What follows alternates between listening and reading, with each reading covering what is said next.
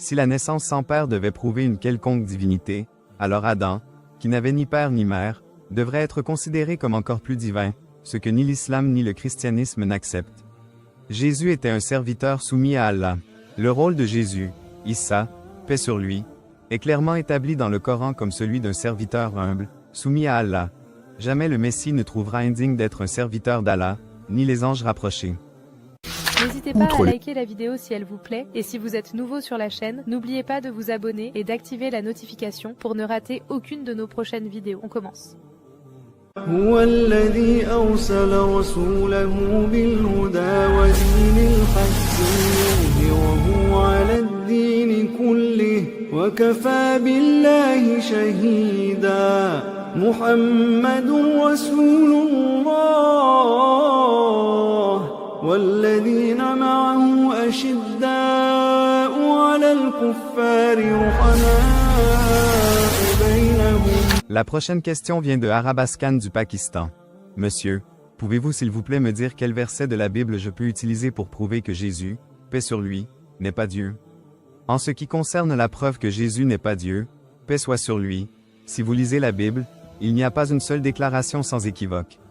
Il n'y a pas une seule déclaration non ambiguë dans toute la Bible où Jésus-Christ, paix sur lui, dit lui-même, « Je suis Dieu » ou « Adorez-moi ».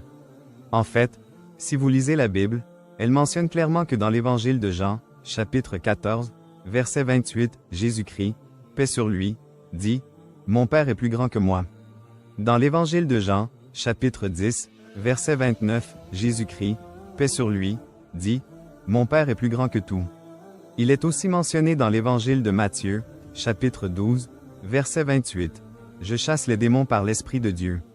Dans l'évangile de Luc, chapitre 11, verset 20, il est dit, « C'est par le doigt de Dieu que je chasse les démons ». Dans l'évangile de Jean, chapitre 5, verset 30, Jésus-Christ, paix sur lui, dit, « Je ne peux rien faire de moi-même. Comme j'entends, je juge, et mon jugement est juste, car je ne cherche pas ma volonté, mais la volonté de celui qui m'a envoyé. Quiconque dit, « Je ne cherche pas ma volonté, mais la volonté de Dieu Tout-Puissant » est un musulman. Musulman, par définition, signifie une personne qui soumet sa volonté à Dieu. Jésus-Christ, paix sur lui, était donc un musulman. Il n'a jamais revendiqué la divinité.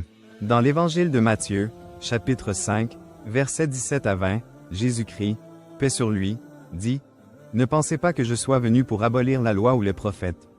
Je ne suis pas venu pour abolir, mais pour accomplir. Car en vérité, je vous le dis, tant que le ciel et la terre ne passeront pas un seul point ou trait de lettre ne disparaîtra de la loi jusqu'à ce que tout soit accompli. Quiconque violera l'un des plus petits de ces commandements et enseignera aux autres à faire de même sera appelé le plus petit dans le royaume des cieux. Mais quiconque les observera et les enseignera sera appelé grand dans le royaume des cieux. Car je vous le dis, si votre justice ne surpasse pas celle des scribes et des pharisiens, vous n'entrerez pas dans le royaume des cieux. » Jésus-Christ, paix sur lui, a aussi dit que si vous voulez entrer dans le royaume des cieux, vous devez suivre toutes les lois et les commandements de l'Ancien Testament, ne pas faire d'image de Dieu. Ne pas adorer d'autre que Dieu Tout-Puissant. Jésus-Christ, paix sur lui, n'a jamais revendiqué la divinité. Il n'a jamais dit qu'il était Dieu. En fait, il a dit qu'il avait été envoyé par Dieu. Dans l'évangile de Jean, chapitre 14, verset 24, il est mentionné, « La parole que vous entendez n'est pas de moi, mais du Père qui m'a envoyé. » Dans l'évangile de Matthieu, chapitre 19, versets 16 à 17, un scribe demande au prophète Jésus, paix sur lui, « Bon maître, que dois-je faire de bon pour avoir la vie éternelle ?» Jésus-Christ, paix sur lui, répond, « Pourquoi m'appelles-tu bon? Il n'y a de bon que Dieu seul. Si tu veux entrer dans la vie, observe les commandements. » Il n'a jamais dit que pour aller au paradis, il fallait croire qu'il est Dieu ou qu'il est mort sur la croix pour les péchés. Il a dit, « Si vous voulez entrer dans la vie éternelle, vous devez observer les commandements. » Dans l'évangile de Jean, chapitre 17, verset 3, Jésus-Christ, paix sur lui, dit, « Or, la vie éternelle, c'est qu'ils te connaissent, toi, le seul vrai Dieu, et celui que tu as envoyé, Jésus-Christ. » Il est aussi mentionné dans le livre des Actes, chapitre 2, verset 22, Jésus de Nazareth, cet homme à qui Dieu a rendu témoignage parmi vous par les miracles, les prodiges et les signes qu'il a opérés par lui au milieu de vous, comme vous le savez vous-même.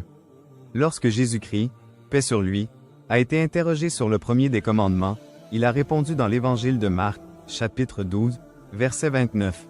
Écoute, Israël, le Seigneur notre Dieu est l'unique Seigneur.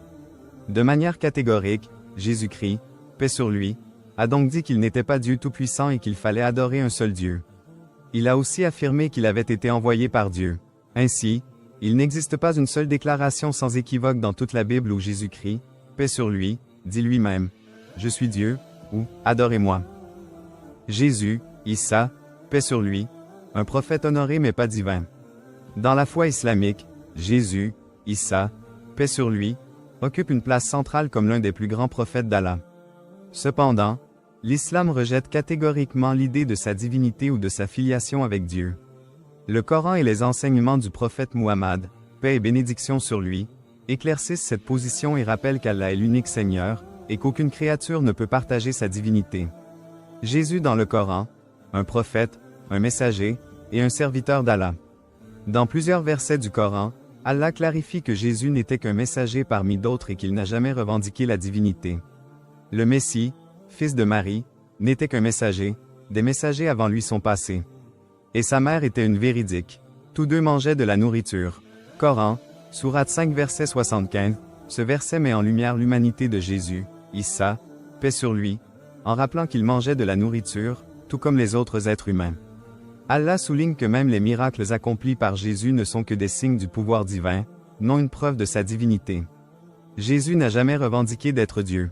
Dans le Coran, Jésus, Issa, paix sur lui, dit clairement « Certes, Allah est mon Seigneur et votre Seigneur. Adorez-le donc, voilà le chemin droit. » Coran, sourate 3 verset 51, cette déclaration montre sans ambiguïté que Jésus a toujours appelé les gens à l'adoration d'Allah seul, sans intermédiaire. Il a lui-même reconnu Allah comme son Seigneur et a guidé ses disciples vers la soumission à Allah, l'islam. De même, dans l'Évangile, Jésus répète que Dieu est le seul à être adoré, ce qui est en parfaite harmonie avec le message coranique. Par exemple, dans l'Évangile de Marc, chapitre 12, verset 29.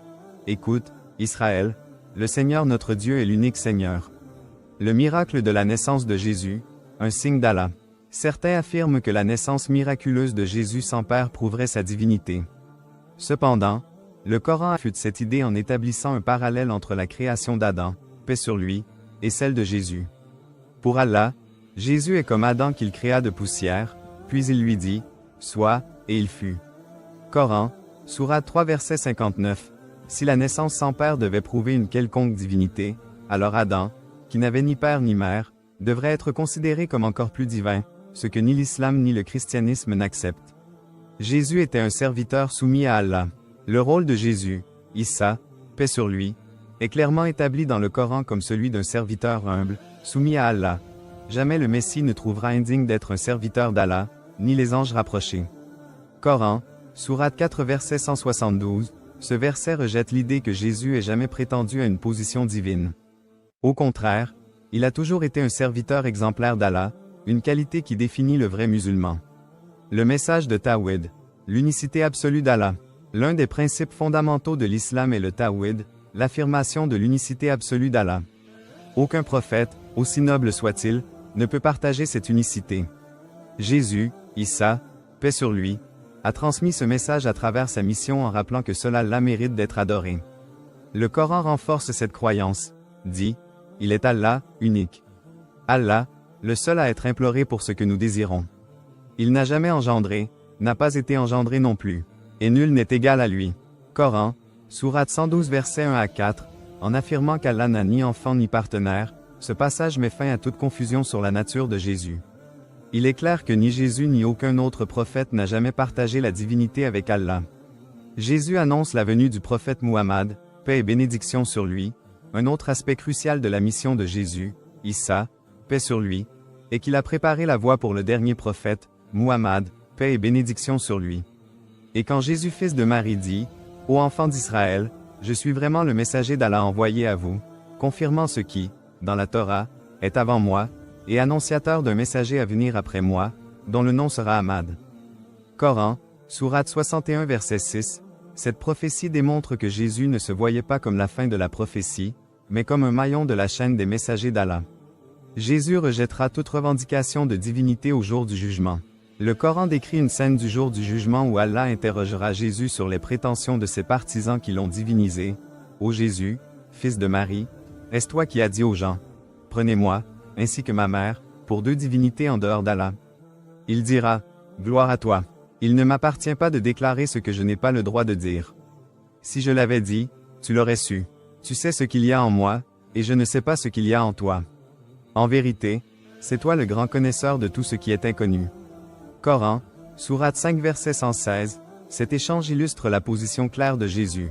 Il n'a jamais demandé à être adoré, et il désavoue ceux qui lui ont attribué une divinité. Conclusion. Un prophète et non un Dieu.